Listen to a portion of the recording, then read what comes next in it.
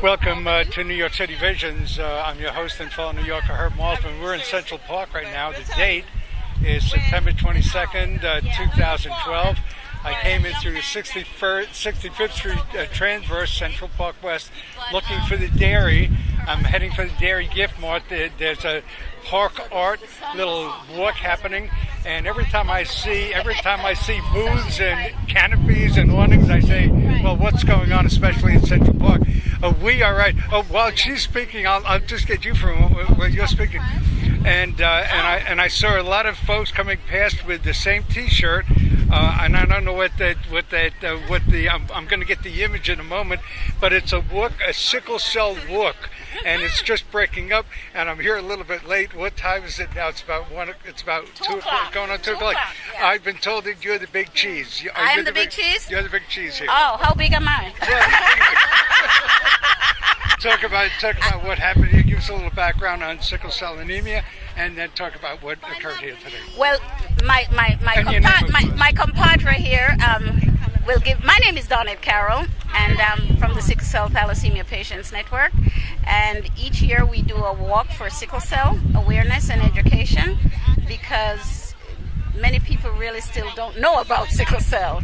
And even though in New York State they have the highest birth rate for children diagnosed with sickle cell, many people still don't even know whether they're carriers or not. So this is a way of raising awareness and just even educating our own community about living with sickle cell or living healthy with sickle cell. Now, New York City being a high area for sickle cell, is that the demographics of the city? Is that the way that works? I mean, sickle cell, I always think of more in the African American.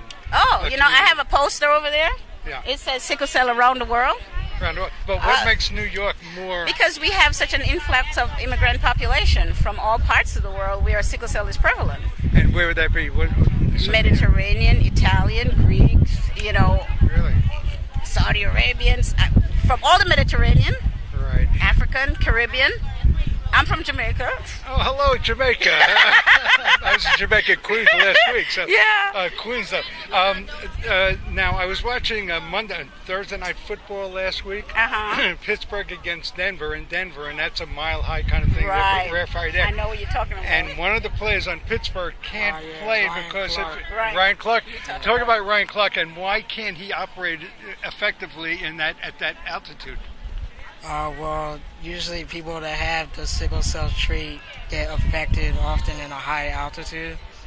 So in Ryan Clark's particular case, it just affected him being at such a high altitude. So he was actually there. He was on the sideline. He was in uniform, but he wasn't active for the. And I believe he had complications last year due to sickle cell. So they kind of took him off of the roster for this year. Right. What makes the high altitude affect sickle cell in particular? I mean, what is the correlation there? What is the? Do you know offhand? Just is it in the blood? Low oxygen. The oxygen, is it blood? It's a blood kind of thing? Right. Well, what happens when the blood, there's less oxygen in the blood, the cells sickle. And when I visited Colorado, because my mom used to live in Colorado, and when I visited there, I ended up with a real bad crisis in my lung because of the high altitude. I thought I was having gas pains in my chest. I didn't realize I was having a sickle cell crisis in my lung. So it's well, especially when you're not, because there are people who live in Colorado with sickle cell, but they're born in Colorado, so their bodies adjust to it. But when you come from an outside environment into that environment, it affects you. It changes it. You just alluded to the disease in a way that opens up a whole new, notion for me. You said your cells sickle. Mm-hmm.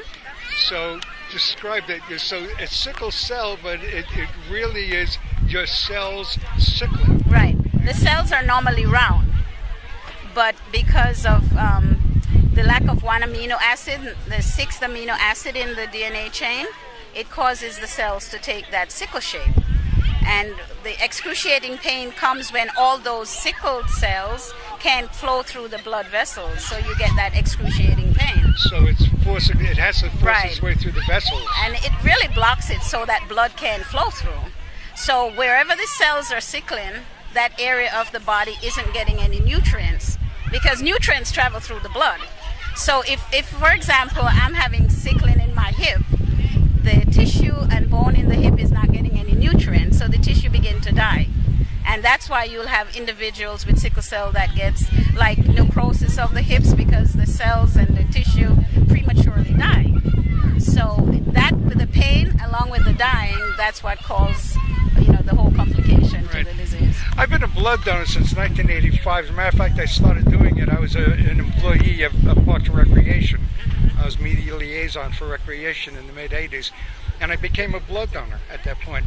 And you never know who you're giving your blood to. They just call you, you give your pint, you used to have the jelly beans for some reason, but you have a couple of cookies and a little drink and you're on your way. So I've been doing it since, I've probably given about 18 gallons now over the years. Matter of fact, I just gave a donation on September 11th, and the Muslims for Life were running a blood donation here at the Blood Center, American Red Cross. But I got a call one night from a lady in Manhattan, and she said, Herb, she says, are you, because you can only donate every 57 days, and she told me there was a call put out through the media. A young child was a sickle cell anemia victim who needed blood. So the only time in my life I've ever known in my donation life who I was donating to was when I went to the hospital to donate that pint of blood. What would my blood, how would that affect that patient, that person positively? What happens there? Why would my blood, does it alleviate something? Does it? Basically, you're giving us rounded red blood cells. So my blood cells are rounded. Yeah. And that breaks up. That's able to go through the vein or the artery. Yeah. Well, basically, the whole process of getting blood transfusions, getting that transfused of the round red blood cells, it's going to increase our overall volume of having red blood cells. Are you a sickle cell anemia person? Do you have that? Yes. You folks are you volunteers? This is my wife. I'm sorry. This is a family. This is his wife. Hi, wife. Hi. Your name is? My name is Shakir Cannon. Shakir Cannon. Yes. And you are? I'm Chow Cannon. And? This is Vicky. Vicky? Sister. Yeah. Okay. Thank you. Give me a little background on the organization. Well, the network was started in 1989 as a support group for adults, because there are lots of pediatric programs, but there was no real programs for adults. And I wasn't diagnosed with sickle cell until I was 25 years old, so I didn't know anything about sickle cell, so I had to educate myself. And myself and a number of the other adult patients from then Brooklyn Jewish Hospital started a support group, and the support group mushroomed to what we see today, because we constantly saw that there was a need in the community for more education, more awareness, helping the young kids, giving support to parents and families, because when you have one or two children with sickle cell, it becomes a real stress factor, and you have to work. And especially if you're a single parent with 3 kids with sickle cell, which does happen, you really need a support system. And we found that, supporting the families, helping them talk things out, expressing themselves as to the stresses they're under and how we can support them in this, whether it's watching the child or whatever, it alleviates some of the stress that they're going through so they can function better as a family. You said you were diagnosed with sickle cell anemia at 26? 25. 25. How did that come about? I mean, what was your life prior to that? Prior to that, I had pain. I was when I was growing up in Jamaica, I always had pain, but they thought it was arthritis. So I was treated for rheumatoid arthritis until I came to the United States, and I started getting very sick, and nobody knew what it was. And when I found out, someone told me that my cells were sickling, and I was like, what on earth is that? Because I had no clue what it was. And the doctor who saw the sickling of the cells said he didn't understand why I was having the amount of pain that I was having. So I met a friend of mine I attended school with in Jamaica, and she was working at Brooklyn Jewish Hospital at the time, and she said that they had a sickle cell program. So she said, if you have some sickling, why don't you go there and they will tell you definitively what you have. So that's what I did, and that's how I was diagnosed. Is it hereditary? Yes, it's totally hereditary. And you said you have children with it? Or my daughter is a carrier because my husband doesn't have one. A carrier? Yeah, so she carries the cell, the abnormal cell. So if she gets married and her husband has an abnormal cell, then the possibility that any of her children will have sickle cell. So a carrier doesn't necessarily... or an affected, right. They simply carry it and are capable of except in situations like Ryan Clark, he's a carrier, but because of his extenuating circumstances, playing in a very high stress game at a high altitude, that's what caused his problem. So I want to find out what the high stress game is, and then I'll come back to close out with you. What high stress game do you play besides life? Which is the highest stress game there is. There's no higher Raising stress. a child is a high stress That's game. a high stress area. But when you're on the field, what field do you want? No, he's not Ryan. Yeah, I'm definitely not Ryan. You pointed at him. I know, because he spoke about Ryan. That's why I pointed to him. You were talking about Ryan. And your name again is? And my name is Shakir Cannon. Shakir, right. So Ryan sounded so strange to me. I said, okay, I know, I heard something. So Ryan is the athlete. Oh, we're talking about the Pittsburgh Steelers. Yeah, right. Oh, that's who we're talking about. I knew I heard that name before. We're talking about the Pittsburgh Steelers. I brought it up and then I forgot it because I'm a New York Football Giants fan, so I don't know any Steelers except Roethlisberger. They're the only one around. I know. So you're not the carrier. Ryan is the carrier. Well, Ryan, he carries the sickle cell trait. Right. But I actually have the sickle cell disease. You actually have it. Yeah. Okay, so now... she does as well. Now I got it all down. Okay, and the organization is... Sorry about that. I've only had your name given to me 3 times now. But when you said Ryan, you kind of pointed... I know, because I was just indicating that he mentioned about Ryan, but not that he was Ryan. When I listen back to this before I put it on air, I'm going to go, oh, that's dopey. But after all these years doing it, I said, look, if I've been getting away with dopiness all these years, I might as well keep on going. It's not the first flip. So the organization again is? The Sickle Cell Thalassemia Patients Network. You can look us up on the net at www.sctpn.net. So it's sctpn.net, and it's the Sickle Cell. And what does it say down here? Oh, #1 viral voice for sickle cell. And is that on Twitter? So give that one again. Was it? Twitter, right. #1 viral voice for sickle cell awareness. And viral voice being one word and everything else. Viral voice. See, I'm not even saying it right. You can read it. Yeah, but I'm not a Twitter guy, so it's It's #1 viral voice, and that's on Twitter. And viral voice is all one word, and for sickle cell awareness is all separated word by word. Yeah. How long has this work been going on? 14 years.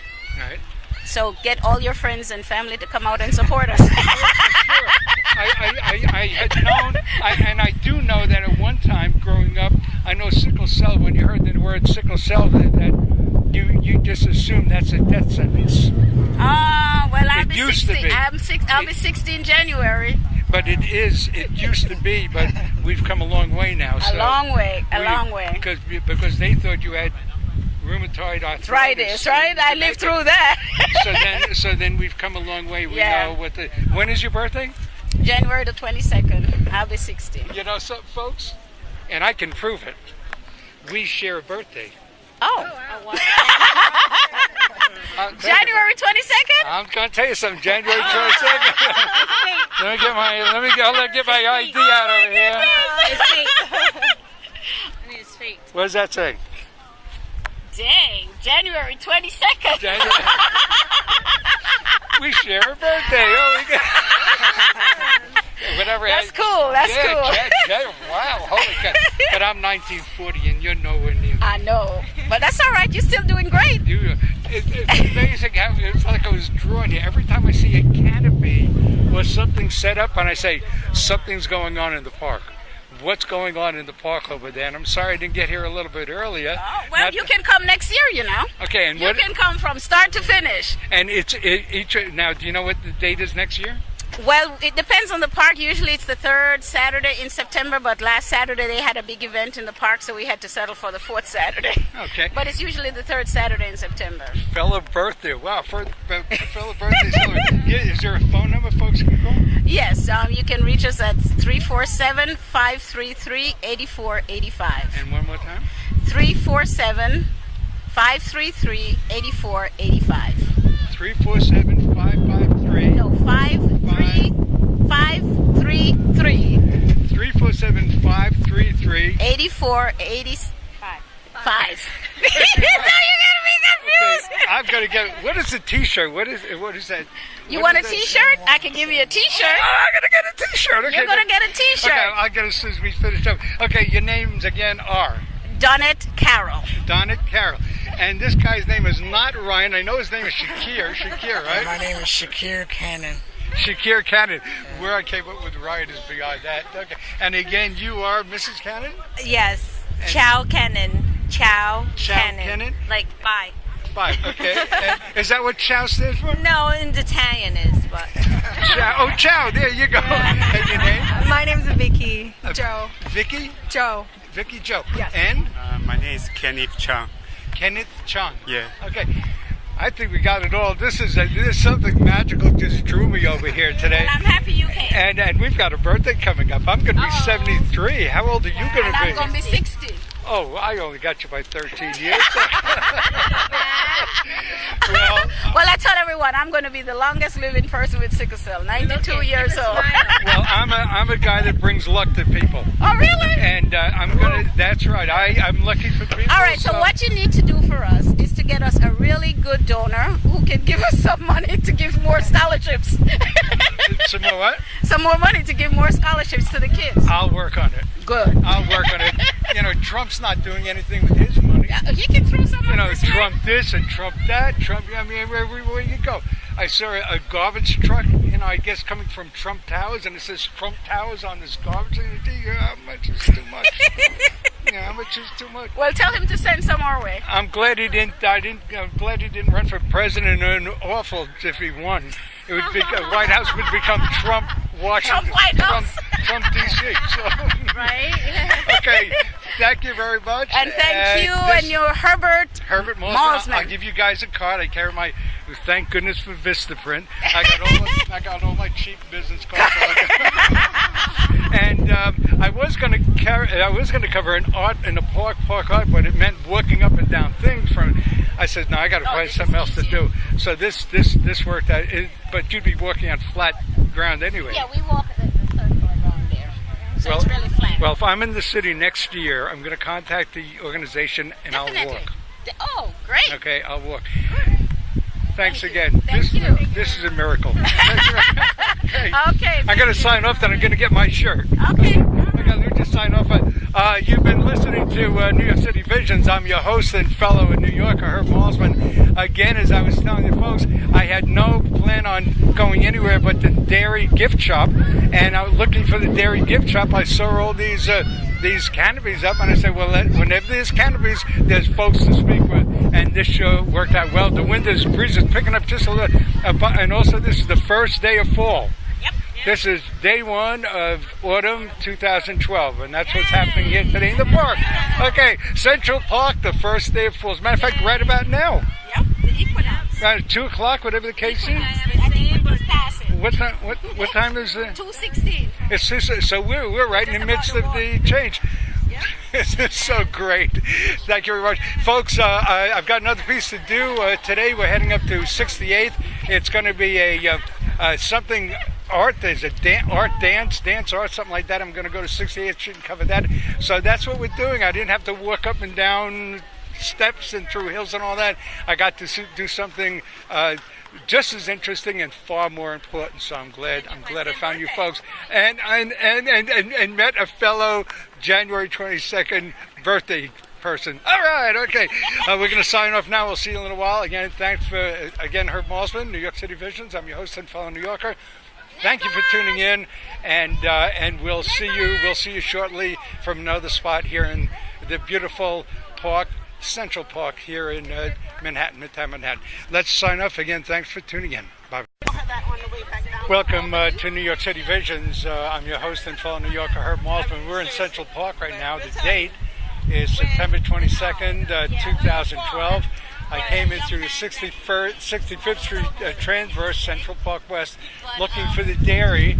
I'm heading for the Dairy Gift Mart. There's a park art little walk happening, and every time I see booths and canopies and awnings, I say, well, what's going on, especially in Central Park? We are right. While she's speaking, I'll just get you for a moment while you're speaking. And I saw a lot of folks coming past with an American. Oh, I have a poster over there. Yeah. It says Sickle Cell around the world. But what makes New York more? Because we have such an influx of immigrant population from all parts of the world where sickle cell is prevalent. And where would that be? Mediterranean, Italian, Greeks, Really?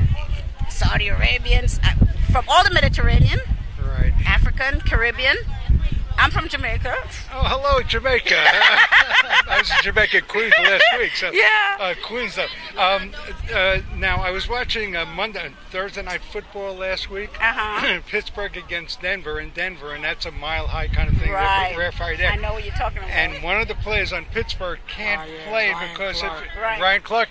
Talk about Ryan Clark, and why can't he operate effectively at that altitude? Well, usually people that have the sickle cell trait get affected often in a high altitude.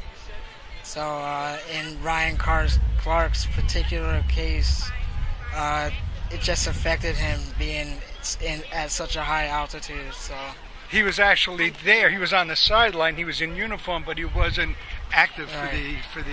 And I believe he had complications. The same T-shirt, and I don't know what the I'm going to get the image in a moment, but it's a sickle cell walk, and it's just breaking up. And I'm here a little bit late. What time is it now? It's about 1. It's about 2 o'clock. Going on 2 o'clock. Yeah. I've been told that you're the big cheese. I'm the big cheese. You're the big cheese here. Oh, how big am I? Talk about what happened here. Give us a little background on sickle cell anemia, and then talk about what occurred here today. Well, my compadre here will give. My name is Donette Carroll, and I'm from the Sickle Cell Thalassemia Patients Network. And each year we do a walk for sickle cell awareness and education, because many people really still don't know about sickle cell.